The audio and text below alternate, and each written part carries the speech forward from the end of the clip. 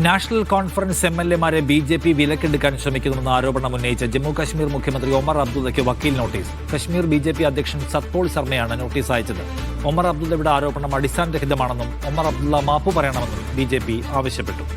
Rasheed bin Muhammad കൂടുതൽ വിവരങ്ങളുമായി. റഷീദ്, എന്താണ് വിശദാംശം?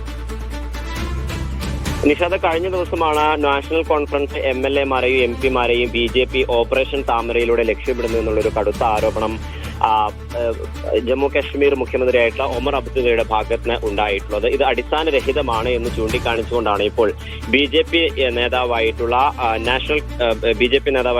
സത്പോൾ ശർമ്മ ജമ്മു കാശ്മീർ മുഖ്യമന്ത്രി ഒമർ അബ്ദുള്ളക്കെതിരെ ഇപ്പോൾ വക്കീൽ നോട്ടീസ് അയച്ചിരിക്കുന്നത്. ഇതുമായി ബന്ധപ്പെട്ട ആരോപണങ്ങൾ അടിസ്ഥാനരഹിതമാണെന്നും ഈ നോട്ടീസ് ലഭിച്ച് 7 ദിവസത്തിനകം ഒമർ അബ്ദുള്ള മാപ്പ് പറയണമെന്നും തെറ്റായിട്ടുള്ള ആരോപണങ്ങൾ പിൻവലിക്കണമെന്നുമാണ് ഈ നോട്ടീസിൽ പ്രധാനമായും ഉന്നയിച്ചിരിക്കുന്നത്. 7 ദിവസത്തിനകം മാപ്പ് പറഞ്ഞില്ല എന്നുണ്ടെങ്കിൽ 100 കോടിയുടെ മാനനഷ്ട കേസ് ഒമർ അബ്ദുള്ളക്കെതിരെ നൽകുമെന്നുള്ള കാര്യം കൂടി നോട്ടീസിൽ സൂചിപ്പിക്കുകയും ചെയ്തിട്ടുണ്ടായിരുന്നു. കഴിഞ്ഞ ദിവസമാണ് 20 മുതൽ 30 കോടി രൂപ നൽകിക്കൊണ്ട് BJP നേതാക്കളും BJP അഭിഭാഷകനും നാഷണൽ കോൺഫറൻസ് MLA-മാരെ സമീപിച്ചു എന്നുള്ളൊരു കടുത്ത ആരോപണം ഒമർ അബ്ദുള്ള മുന്നോട്ട് വെച്ചത്. ഇതുമായി ബന്ധപ്പെട്ടാണ് ഇപ്പോൾ നോട്ടീസ് നൽകിയത്.